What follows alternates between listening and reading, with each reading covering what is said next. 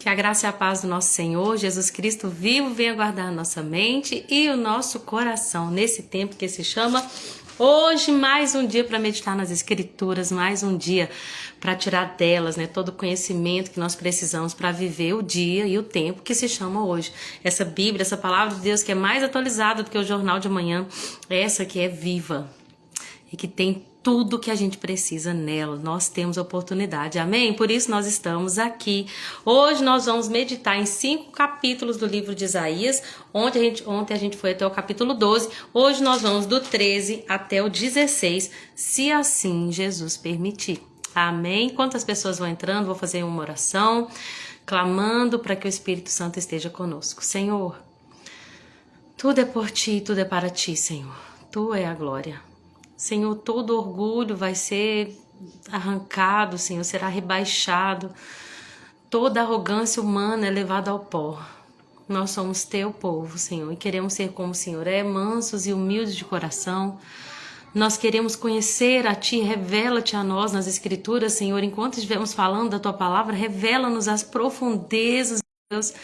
Que nós não estejamos aqui por mero conhecimento humano, mas por revelação. Revela-nos, ó Deus, como aplicar a Tua palavra na nossa vida, a fim de Te obedecer até que o Senhor venha. Em nome de Jesus. Sossô, bem-vinda, querida, Chiquinha, amada, Deus abençoa vocês. Vamos começar a meditar nas Escrituras? Nós vamos começar no capítulo 13.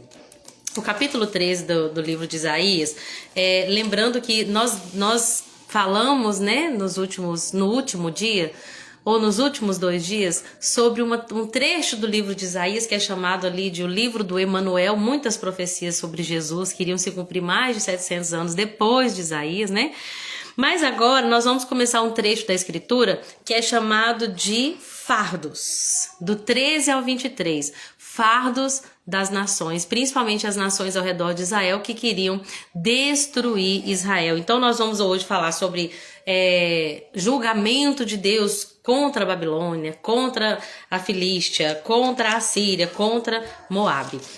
Ou seja, vamos começar um trecho, uma parte das Escrituras que vai falar sobre um tempo de juízo. Nós vamos ler muito sobre o dia do Senhor e vamos falar um pouquinho sobre isso também. Mas aí nós começamos então o capítulo 13, que começa sobre a condenação que viria, ou que virá ainda, sobre a Babilônia. Ou não, os dois. Ao mesmo tempo que a profecia de Isaías, capítulo 13, já aconteceu, ela ainda vai acontecer. Como assim?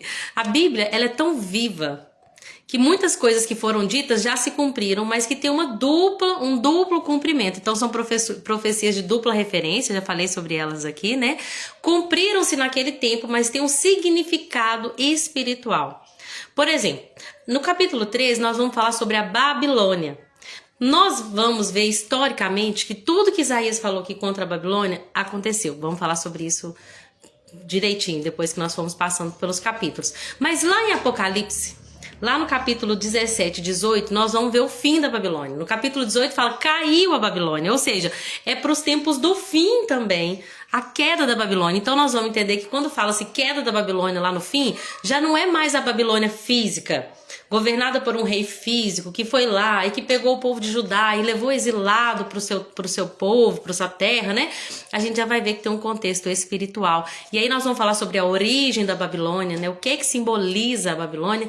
E então tem muita informação, muito conhecimento para nós hoje. Deixa eu cumprimentar a dona Piedade, minha querida, amada, acabou de entrar. E a Sossô que disse, boa tarde, professor, é muito bom poder ter esse tempo precioso de aprender. É bom mesmo, Soraya? Esses dias alguém me perguntou, e a live, como é que tá? Tá difícil? Eu falei, tá maravilhoso. Gente, pra mim tá maravilhoso. Poder sentar e estudar a Bíblia pra ensinar faz com que a minha mente se abra. Então, talvez algumas pessoas pensem, a Lorena tá lá pra servir, mas também. Mas, primeiramente, enquanto a gente tem a responsabilidade, a gente é servido. Todas as coisas que a gente faz para Deus, antes a gente recebe. Isso é maravilhoso, Então vamos começar? A Babilônia, gente, nós começamos o capítulo 13 falando assim, Isaías, que é filho de Amós, ele recebeu essa mensagem da parte de Deus sobre a Babilônia. A Babilônia, ela é um símbolo espiritual de orgulho, de arrogância e de desobediência. A Babilônia, quando ela foi criada, né, a gente vai ver que a origem dela vem lá da Torre de Babel. Olha a palavra, como elas são, né, uma é radical da outra.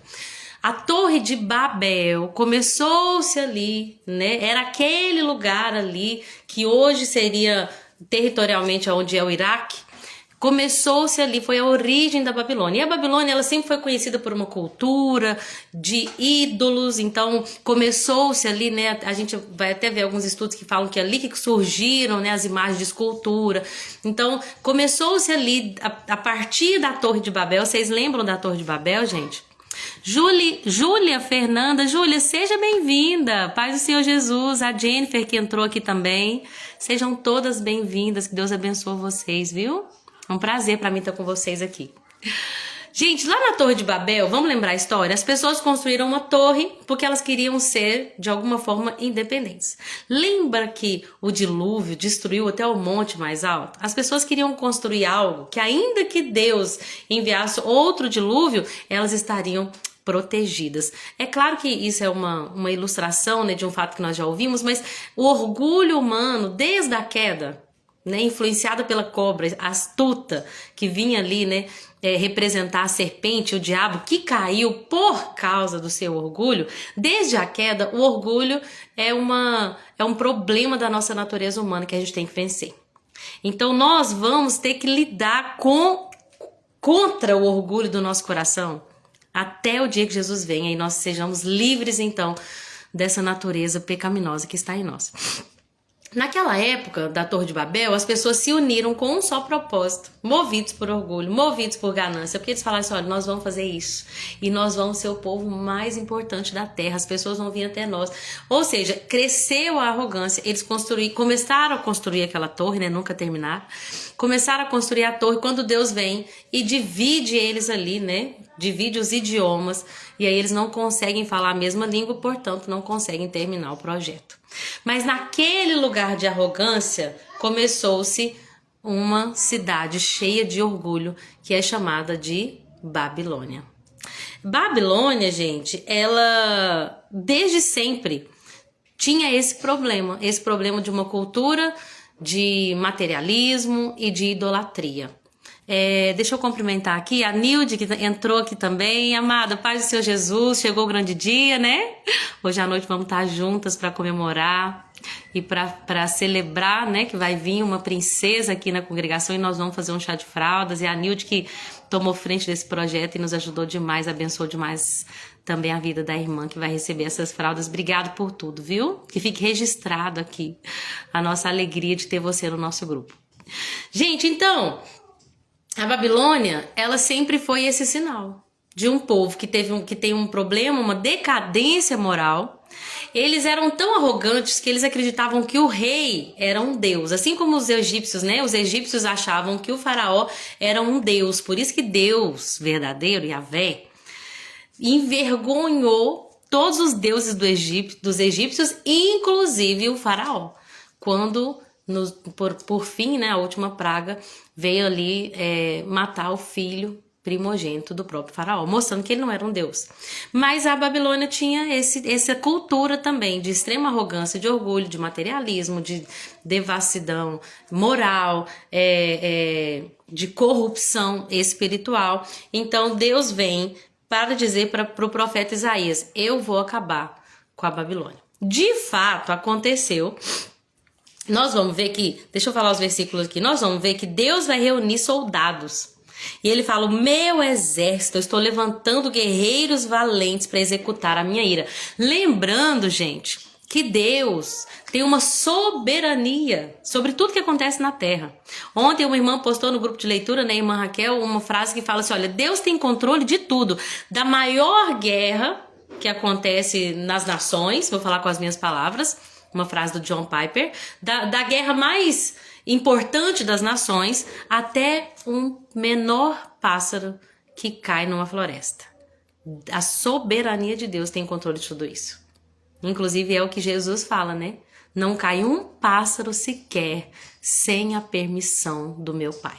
Então nós temos que entender isso. Olha como que Deus é. Vocês lembram quando Deus pegou o povo de Israel e falou: agora vocês vão executar a minha ira contra os amonitas. E aí o povo de Israel foi ali levantado para executar a ira de Deus. Assim como Deus levantou a Babilônia, né, para executar a ira contra Israel por causa da desobediência, Deus vai levantar um povo que vai executar a ira de Deus contra a Babilônia. Isso é, gente, Deus ele usa quem ele quer. O menor dos instrumentos ou o maior deles. Todos se rendem à soberania daquele que rege o universo e que nunca perdeu o controle. Inclusive, nós vamos ver no versículo 17 que Isaías vai profetizar antes que isso aconteça. Lembra-se que na época de Isaías, o povo ainda nem tinha sido exilado para a Babilônia. Foi depois, né, de 100 anos que o povo foi então exilado para a Babilônia. Isaías já está profetizando tão à frente, porque lembra-se que o povo de Judá foi levado para a Babilônia. O povo de Judá prosperou na Babilônia, lembra de Daniel e seus amigos. Eles então, depois de um tempo, vão retornar. O que Isaías está profetizando? Desse tempo, quando Deus levantaria um povo para libertar, para destruir a Babilônia, e também desse povo que viria destruir a Babilônia, levantaria um rei que é Ciro, que iria libertar o povo dele, né, para eles voltarem para Jerusalém. O versículo 17 fala assim, ó: vejam, instigarei o reino da Média contra a Babilônia. Olha como é que Deus é tão certeiro naquilo que ele... Gente, Deus é tão presciente, ele está acima do tempo. A gente está aqui no dia 30, hoje é 30 ou 29? Que dia que é hoje, gente? 30? No dia 30 de agosto, a gente está aqui, 30 de agosto de 2025, mas Deus, ele tá fora do Cronos, ele tá lá no passado, assim como ele tá no futuro. Eu falei agosto, né? Eu tô à frente eu sou à frente do meu tempo também. Brincadeira, gente. 30 de julho. Que é isso de mim? 30 de agosto. Amanhã começa agosto, Lorena. Ai, Jesus. Vivi entrou e a tia Má. Sejam bem-vindas, queridas. Deus abençoe vocês. Estou aqui falando e nem as cumprimentei. Perdão. Então hoje para nós é dia 30 de julho, não temos domínio sobre o tempo, a gente tem que esperar, não adianta, nossa ansiedade não vai acrescentar um côvado sequer à nossa vida, nem um dia, nem 15 minutos, nada, mas Deus está acima de tudo isso, então ele vê tudo. A Bíblia diz que Deus falou para Isaías, um dia vai vir um povo, um reino da Média e vai destruir a Babilônia. O que isso quer dizer, gente? E que de fato aconteceu, os medo-persas, um reino da Média, de fato veio e destruiu a Babilônia. E aí Isaías começa a falar que a Babilônia, que era o mais glorioso dos reinos, o esplendor e o orgulho dos caldeus, seria devastada como Sodoma e Gomorra. Começa a falar que não ia ter ninguém lá. Nem os pastores levariam suas ovelhas, a terra ficaria deserta. E de fato foi o que aconteceu, gente. A Babilônia foi destruída de uma certa maneira, que ela, depois que aconteceu o exílio, né, o povo voltou, alguns até ficaram, mas depois de um tempo ela foi devastada. Eu acho que eu não coloquei o nome do reino que devastou ela. Começava com S, não sei se é o Cineus ou... não lembro, gente. Mas esse reino devastou a Babilônia a ponto de ter deixado ela deserta. O juízo de Deus vem. Agora vamos esquecer a parte física que aconteceu e vamos para a parte espiritual? A Babilônia como sendo essa depravação moral e essa corrupção espiritual que representa o orgulho humano, a idolatria, a arrogância que vai cair, segundo o que está escrito em Apocalipse 17 e 18. Eu queria ler para vocês o 17, versículo 4 e o 5, só para a gente trazer para a prática, porque a live é para isso, não é só para trazer conhecimento. Não faz sentido eu buscar o conhecimento e só compartilhar. A ideia da live é como que eu aplico isso para minha vida, né? Então, o capítulo 17 vai falar de uma grande prostituta de Apocalipse, tá? Fala assim, ó, versículo 4, que eles viram uma mulher, né, montada numa besta vermelha, ela estava coberta de blasfêmia. O versículo 4 fala assim, ó: a mulher estava vestida de púrpura e vermelho, enfeitada com joias de ouro, pedras preciosas e pérolas. Daqui a gente já vê essa questão do materialismo, de uma busca por aparência, do orgulho. Ela tinha na mão um cálice de ouro que era cheio de abominações e das impurezas de sua imoralidade. Em sua testa estava escrito um nome misterioso. Estava escrito o quê? Babilônia, a grande, a mãe das prostitutas e das abominações da terra. E aí no capítulo 18 vem então o anjo e diz com um forte grito: caiu a Babilônia. Como trazer isso para os nossos dias, gente? Existe um espírito maligno que governa o mundo, que quer levar as pessoas para esse lugar de superficialidade, de corrupção espiritual. Como? Eu não sirvo a Deus verdadeiramente falando. Eu até creio que Deus existe, mas eu tenho os meus ídolos. Aquelas coisas às quais eu me apego, que podem me gerar qualquer sentimento de segurança. Tudo aquilo que eu me apego, que me dá qualquer sentimento de segurança, é um Deus no meu coração. Então, se eu me apego ao meu emprego, porque eu sinto segurança nele, apego não no sentido de cuidar, de ser grato, de dar o meu melhor, de entender que é a minha fonte de renda. Não, é um apego. Eu não posso perder isso aqui, porque sem isso aqui eu não tenho as roupas que eu posso comprar, eu não tenho os cremes que eu posso ter, eu não tenho a segurança que eu posso ter. Então, aquele trabalho se tornou um Deus. Quer saber qual é o maior Deus, com D minúsculo, que governa o mundo? E quando eu digo mundo, é esse sistema caído, maligno da terra, é o dinheiro. Muitas pessoas veem segurança no dinheiro, veem estabilidade nas riquezas. E isso se torna então um ídolo. Porque se eu tiver dinheiro, eu não preciso depender de ninguém, nem de Deus. E aí Deus vem e fala: toda a arrogância humana vai ser levada ao pó. Gente, todo o orgulho humano vai acabar. Enquanto nós estivermos apegados a isso, enquanto nós não estivermos em um lugar onde a gente se despe diante da presença de Deus e abre mão de tudo que a gente se apega, da nossa imagem, da nossa reputação, de como as pessoas veem, de como as pessoas falam de nós, de tudo que a gente se apega, enquanto nós estivermos apegados a essas coisas, nós vamos sofrer. Quando o nosso apego estiver em Deus, e apenas no Deus único, eterno e verdadeiro, então todos os ídolos vão ser caídos e nada mais vai nos abalar. A gente pode passar fome e ter fartura, como diz Paulo. A gente pode ser honrado ou ser humilhado. A gente pode ter dias incríveis e dias terríveis. Não seremos abalados. A Babilônia é esse lugar onde as pessoas têm seus ídolos.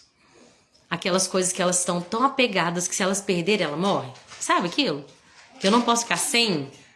Tem pessoas que têm ídolos com vícios, com entorpecentes. Tem pessoas cujo ídolo é o marido.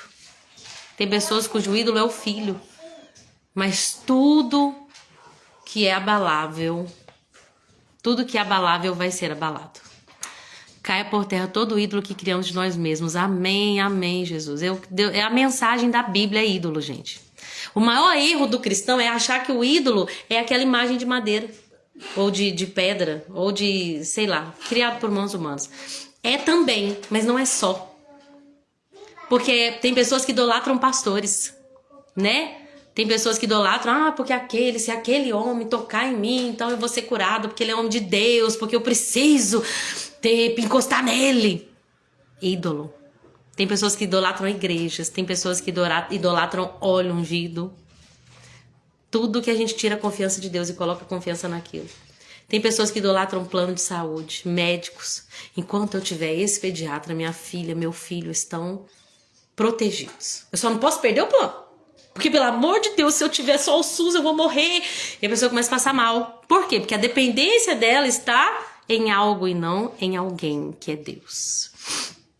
E aí, tudo, gente, que a gente coloca a nossa dependência vai cair.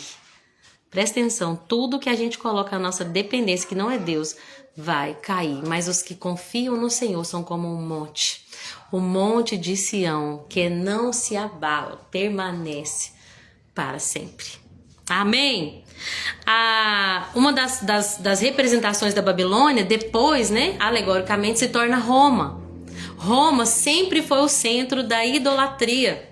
Então eles tinham muitas imagens, eles tinham muitos deuses, né? Depois Roma abraçou o catolicismo, abraçou o cristianismo, né? Só que agora como a Igreja Católica Romana, só que muito do paganismo acabou continuando ali, né? Nós estávamos falando sobre imagem de escultura e Edmundo falou uma coisa que eu não tinha percebido. Uma vez a gente estava passando numa rotatória aqui na cidade, a gente viu uma imagem de escultura, acredito que é da Aparecida, não sei exatamente. E era assim, gente, se você perceber com os olhos espirituais, se os seus olhos já tiverem sido abertos, você vai ver que é muito macabro. Geralmente é uma coisa muito macabra, era um manto roxo, sabe? Pra mim parece tão maligno, talvez pra pessoa que não tem o Espírito Santo, é normal, porque ela, desde que nova, ela tem acesso àquilo, mas, sabe, uma imagem que provoca medo. Mas quando você vê na Igreja Católica Romana, as imagens que tem de Jesus dentro dos templos, elas são do Jesus humilhado. Não tem o Jesus, muitas vezes, crucificado. Jesus glorificado. Muitas das vezes a imagem que tem de Jesus é ele preso na cruz. Olha só, presta atenção como que o diabo é astuto. Tem imagem de tudo quanto é Deus. Deus para casar, Deus para estrada, Deus para família, Deus santo para isso, santo. Tem imagem para tudo. Mas o Deus verdadeiro, o Filho de Deus, quando colocado dentro das igrejas que tem esse paganismo, ele é mostrado humilhado, ensanguentado e morto. Vocês já pensaram nisso? Gente, a Roma, alegoricamente, vai representar essa Babilônia idólatra, que vai cair. Toda a idolatria vai cair. Toda a arrogância humana vai ser lançada por terra. Amém? E o reino de Deus virá. Então, uma coisa que Deus fala muito ao meu coração: o orgulho e a desobediência trarão juízo da parte de Deus. Que nada substitua o trono de Jesus nos nossos corações. Amém, Jesus. Que o nosso coração seja totalmente seu. Amém, Vivi. A Júlia falou, glória a Deus, devemos ser imitadores de Cristo, o único que merece toda honra e glória. Amém, amém, é verdade. É por isso que quando Jesus vem, ele fala, vocês vão ter que nascer de novo. Estão prontos? Vão ter que reaprender tudo. E a gente tá pronto, Jesus, para ter uma nova natureza dentro de nós e que ela nos governe. E aí, gente, nós vamos então para o capítulo 14. E o capítulo 14 é uma profecia de dupla referência novamente, que vai falar tanto do rei da Babilônia, a queda desse rei, e também vai apontar para a queda do diabo, né?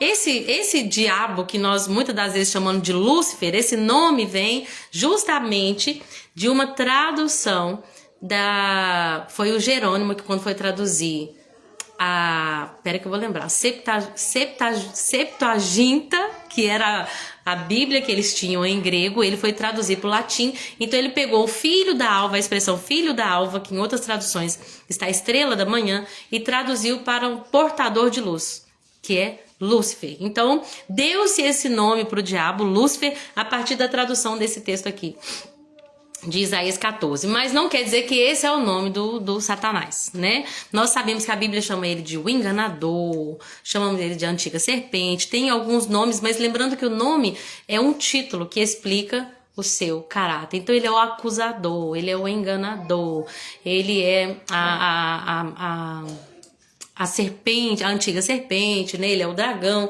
A Bíblia vai dar alguns nomes nesse sentido, né? Do seu caráter. Ele é o pai da mentira.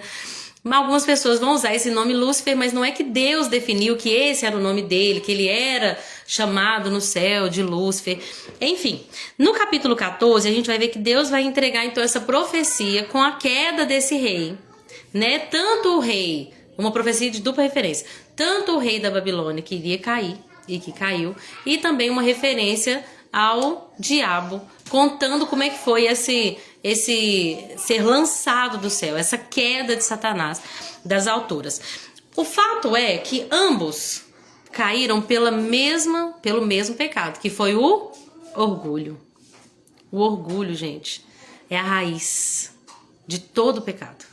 Todo pecado que começou lá no céu, ele vem motivado por orgulho. Quando nós temos avareza, o que é avareza? É querer ter as coisas, é querer conquistar mais do que eu preciso. Eu quero ter muito. Por quê? Porque orgulho. Eu quero ter muito porque eu quero me sentir idolatrado pelas pessoas. Eu quero que as pessoas olhem pra mim e digam, uau, como eu sou bem sucedido. A motivação é o orgulho. Eu quero a pessoa que vai adulterar, ela cai no adultério. Por quê? Ela tá pensando só em si. Orgulho. Ela quer suprir cada uma das necessidades físicas e da luxúria, que é o pecado terrível, que inclusive vai falar aqui falando sobre Babilônia. E então ela quer. Por que uma pessoa cai em adultério? Por orgulho. Ela pensa assim, olha só, o diabo tá lançando ali uma seta, né? Pro homem, por exemplo. Nossa, tem uma mulher linda que me quer. Mais bonita que a minha esposa. Minha esposa não tá tendo tempo pra mim, tudo dela, as crianças, a casa. E aí o diabo fica lançando as setas, né? E aí ele pensa, uau, alguém me quer.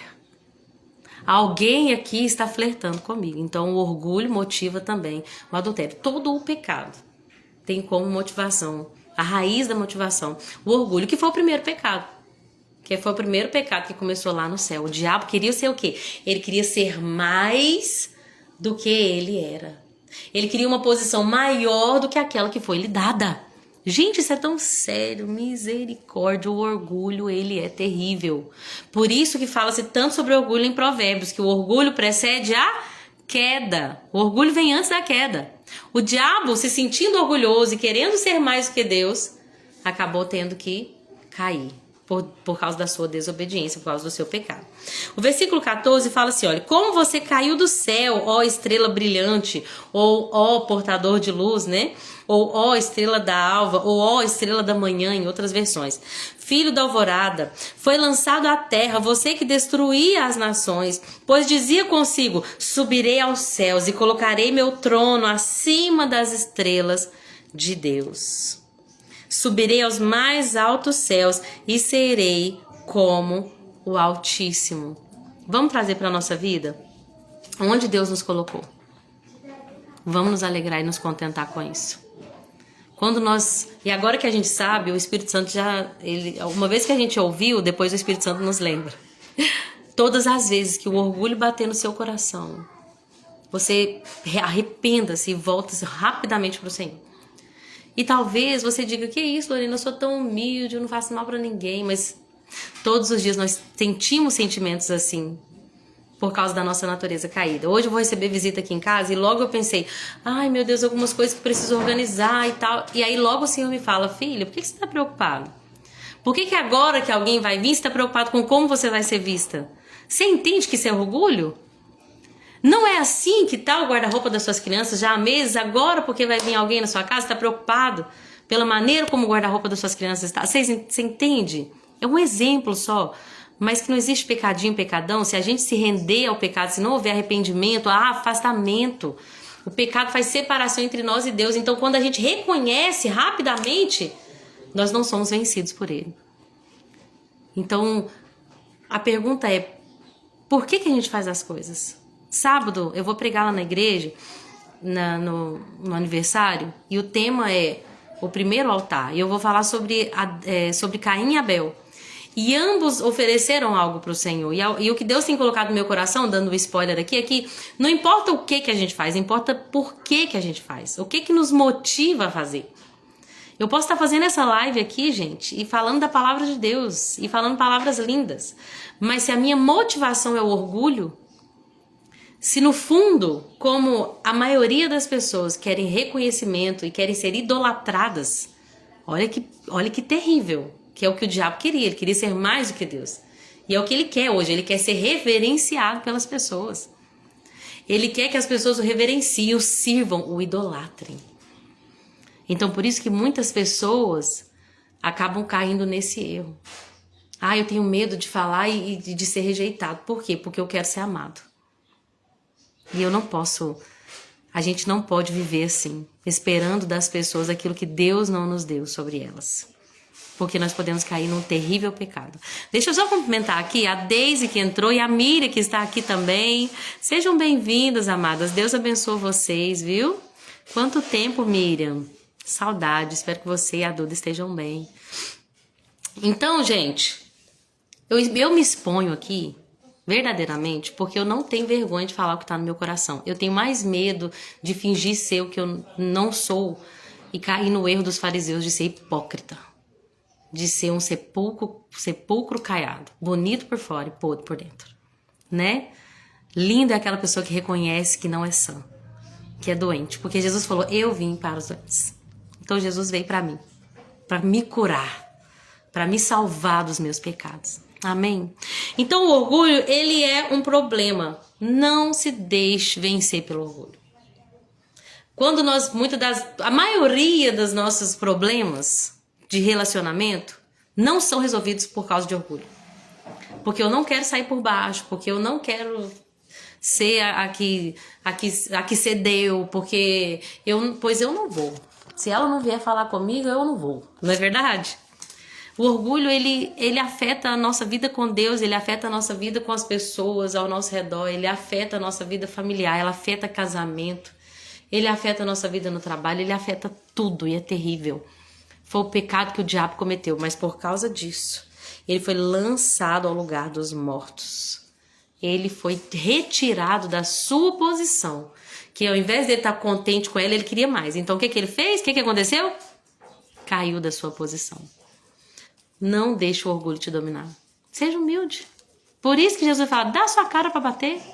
É Deus quem te justifica. Quando Jesus foi esbofeteado, gente, Jesus foi chamado de endemoniado. Eu falo, não, sabe quem governa a vida dele? É o príncipe dos demônios, não é qualquer endemoniado.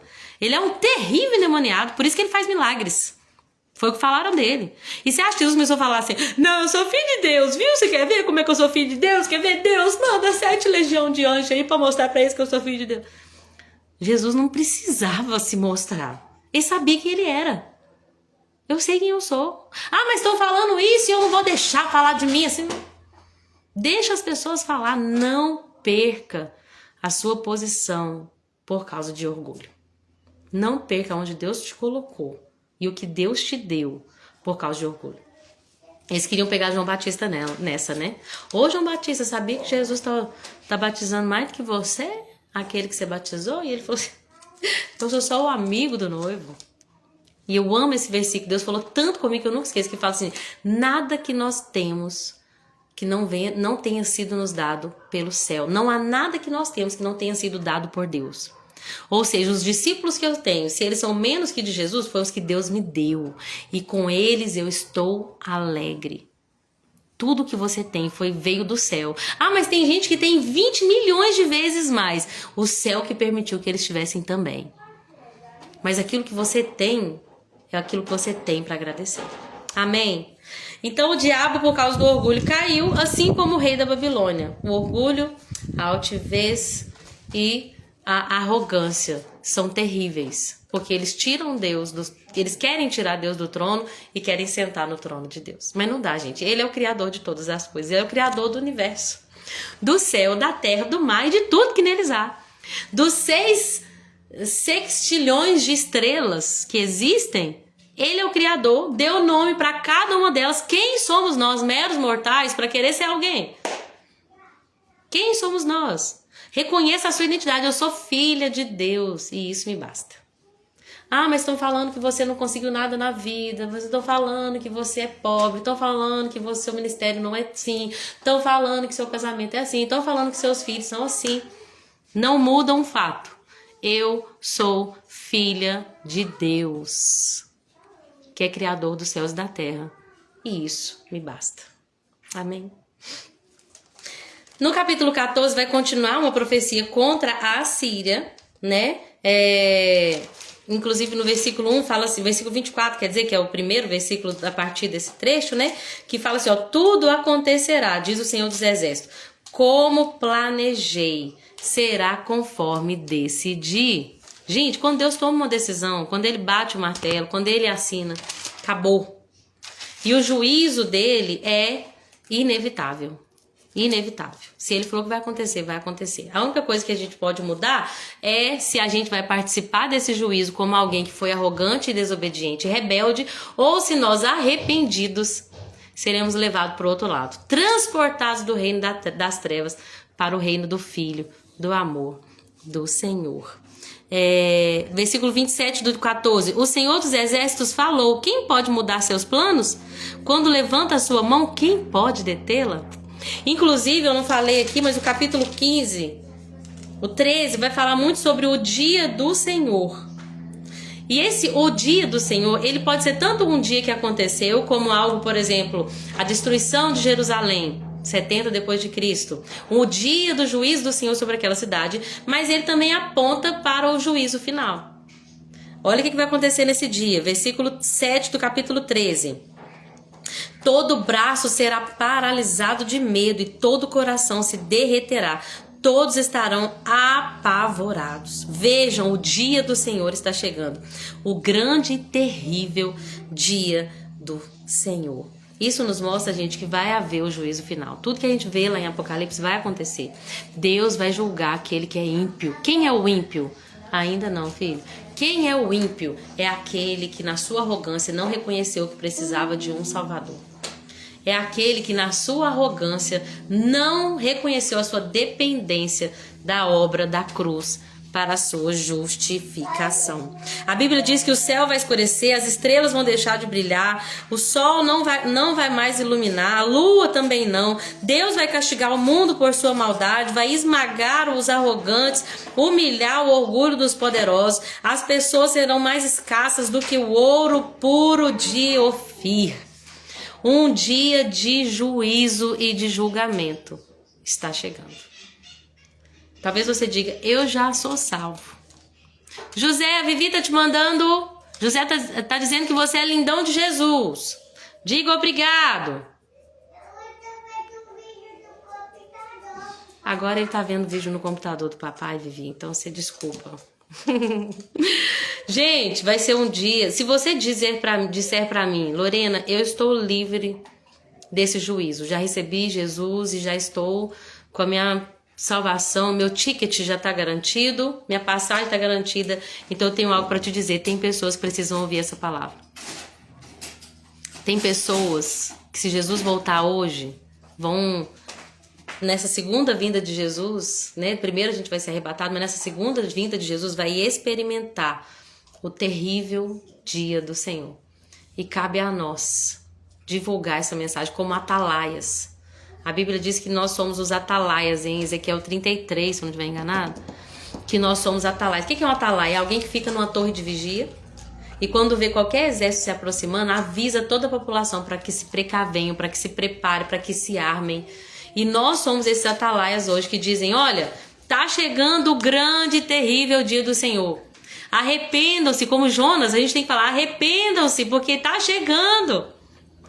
E é interessante que eu tô pensando aqui que em 40 dias... era em 40 dias, não era, que Nínive seria destruída? Cecília falou que era. O que isso quer dizer? 40 dias, geralmente na Bíblia, tem um símbolo de um tempo, né? 40 anos, um período. Um período completo. Então, por exemplo, nós vamos ver que Moisés viveu no Egito por 40 anos, depois ele ficou 40 anos em Midian, depois ele ficou 40 anos no deserto. Então, dá essa ideia de um período completo, de uma estação completa. O número 40 ele tem muito a ver sobre isso. Eu lembro de ter lido isso no livro Uma Vida com Propósito, que são 40 dias. Então, o que a gente entende? O que o profeta está falando para Nínive? Vai passar um período determinado. E quando o dia do Senhor chegar, vocês serão destruídos. E isso simboliza também para nós espiritualmente. Vai passar o tempo, gente. E Jesus vai voltar. E na sua segunda vinda, o grande e terrível dia do Senhor, Deus julgará as nações. E a pergunta é: nós temos falado sobre isso para as pessoas? Essa mensagem está ardendo no meu coração. A volta de Jesus. Fala que Jesus vai voltar. Fala que Jesus vai voltar. Fala que Jesus vai voltar. E talvez, não quer dizer que vai vir na minha geração, mas a perspectiva do retorno do Senhor na nossa mente faz com que nós estejamos vigilantes e arrependidos e humildes. Nós busquemos aquilo que é eterno. Amém? O atalaia é isso mesmo, Ezequiel 33. Então nós somos atalaias, temos que avisar as pessoas. E é incrível falar sobre isso, que nós vamos ver mensagem a respeito da Síria, mensagem a respeito da Filístia e mensagem a respeito de Moabe. E eu achei muito bonito, quando eu li o capítulo 15 e 16... a tristeza do profeta Isaías.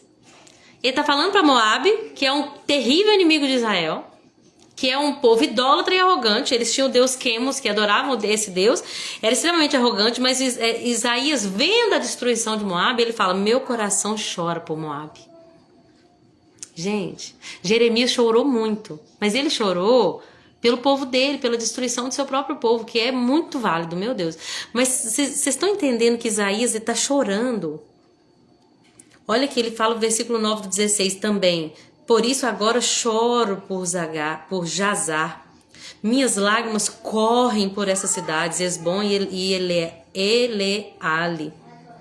O clamor do meu coração por Moabe é como o lamento de uma harpa. Versículo 11 do 16. Estou cheio de angústia por Kir Hareset. Sabe o que quando eu li isso aqui eu fiquei impressionado? Diferente de Jonas, que queria muito que Nínive fosse destruído porque eram inimigos de Deus, Isaías está vendo a destruição de Moabe e está chorando por eles. Às vezes a gente vê o ímpio, né, em sua impiedade, e nós somos os primeiros a julgar e a condenar as pessoas. Mas quando Isaías está vendo o que vai acontecer com seus inimigos, ele chora por eles. Será que nós temos tido essa compaixão? Será que nós temos tido compaixão do ímpio, que sem Jesus vai ser destruído, que morre em sua impiedade? Será que nós choramos quando a gente vê que alguém suicidou, porque a gente pensa: meu Deus, essa pessoa estava no pior estágio da depressão, né, Vivi? Pior estágio da depressão, fora, sem comentar a questão, a opressão espiritual que carregava ali a mente dela, que talvez pedindo ajuda, pessoas ao seu redor não perceberam. Se não estava internado numa clínica psiquiátrica, não é verdade? No mínimo. Que talvez nós, como igreja do Senhor, não estejamos atentos ao que está acontecendo com os jovens e com a população ao nosso redor, porque a gente está tão preocupado que a gente tem que arrumar a nossa casa e comprar um carro bonito e vestir roupas elegantes, que a gente não está percebendo que pessoas estão morrendo em sua impiedade e estão sofrendo o juízo do Senhor a ponto de irem para o inferno. E a pergunta é: qual tem sido a nossa reação? Será que a gente tem sido apático às pessoas que estão morrendo ao nosso redor? Ou será que nós temos tido amor pelas almas? Tem um livro que eu quero muito ler, que tem anos que alguém me indicou e eu nunca li. Paixão pelas Almas. Será que a gente vê alguém no caixão e pensa: eu preguei o suficiente para essa pessoa? Eu fui um testemunho vivo de Cristo para ela? Onde ela está agora? Será que ela está sofrendo? Ou será que ela encontrou o Senhor? Será que isso é relevante para nós como igreja? Ou nós estamos tão distraídos e preocupados com as nossas coisas que a gente não se atenta mais a isso? Isaías está vendo o sofrimento do seu inimigo e está chorando. As suas lágrimas correm. E olha que ele deixa claro que era um povo soberbo, altivo e orgulhoso e furioso. Olha só, versículo 6 do 16. Ouvimos falar da arrogante Moabe, do seu orgulho, da sua altivez, da sua fúria mas toda essa soberba desapareceu. E agora todos choram. Será que nós temos chorado, gente? Será que nós temos chorado como os ministros devem chorar, né? Chorem os ministros, se arrependam. Que nós venhamos nos arrepender da nossa superficialidade, das futilidades, do tempo que a gente gasta vendo vídeo tosco na internet e não fazendo a diferença com os instrumentos que Deus nos deu para fazer. Amém? Choremos e façamos a diferença, porque vai chegar o grande e terrível dia do Senhor. E para aqueles que não tiver o sangue do Cordeiro, vai ser terrível. Para aqueles que já estiverem salvos, vai ser grande. Mas para os ímpios vai ser terrível. Quem são os ímpios? Os que não são evangélicos, Lorena? De jeito nenhum. Ímpio é aquele que não reconheceu verdadeiramente em seu coração a dependência que ele tem do sangue de Jesus derramado naquela cruz para a sua salvação. Que não fez de Jesus o seu Senhor. Jesus era até alguém importante. Sabe na festa ali? Que o vinho acabou a alegria. Eu até convidei Jesus, mas você fica aqui no canto. Jesus, você é meu convidado, eu te honro, vou te servir. Eu vou até te servir o meu melhor aqui. Só que agora o meu melhor acabou. E Jesus está ali no canto. Até o momento que você fala: agora, Jesus, tome as decisões. E aí Maria vai vai ser aquele instrumento que vai falar assim, tudo que ele mandar, façam. Aí quando a gente chega nesse nível espiritual da nossa vida, tudo que Jesus mandar fazer, eu vou fazer, nós vamos experimentar o vinho novo. A verdadeira alegria quando Jesus sai do patamar de mero convidado da nossa vida para aquele que governa todas as coisas. Nós vamos experimentar o vinho novo que é melhor. Amém, gente? Falamos hoje bem rapidinho, né? Porque tinha muitas profecias assim de destruição das nações ao redor, mas falamos do capítulo 13 até o capítulo 16. E é isso. Amanhã nós vamos falar mais 5 para a gente poder ficar em dia com a Bíblia, que vai acabar essa semana na sexta-feira, no dia 26. Isso mesmo, dia 26. Então, até sexta-feira eu vou estar em dia com a palavra de Deus e a leitura bíblica diária do nosso grupo. Ô, Glória! Obrigada por todos vocês que ficaram aqui até o final. Vocês são bênção, viu? Obrigada. Vivi, minha querida, obrigada pela participação. Estamos precisando fazer uma live juntas, né? Estão precisando para você derramar sobre as pessoas tudo que Deus tem colocado sobre a sua vida. Nilde, tô bem. Querida, obrigada. Até logo, viu? Se Deus quiser. Sossô, beijo no coração. Saudade de você. Te amar. Saudade também. Deus abençoe, viu? Espero que vocês estejam todo mundo bem aí. Deise, com Deus, até logo. Miriam, saudade também. Depois você aparece lá na igreja, viu? Te convido para sábado, nosso aniversário de 2 anos. Você tava lá no início, hein? Vou ficar muito feliz de ver você lá. E a Duda também. Dona Piedade, Chiquinho, obrigada pelo apoio de vocês. O convite fica para todas, viu? Sábado, nosso 2º aniversário. Tem sido 2 anos. 2 anos maravilhosos, gente. Poder servir a Jesus e fazer o que Ele nos manda é vinho novo. Amém? Obrigada por tudo, viu?